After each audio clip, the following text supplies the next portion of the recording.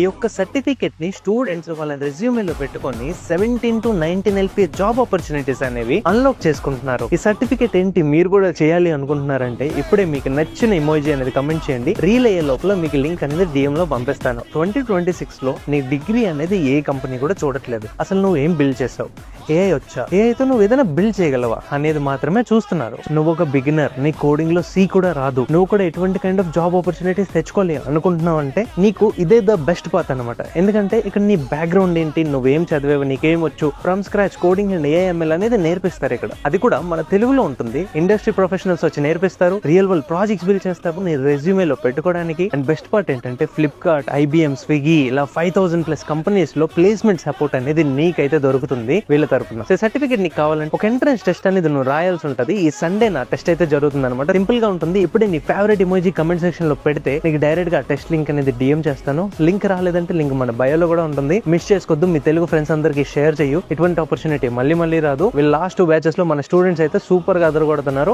next turn వస్తేప్పటికి నీ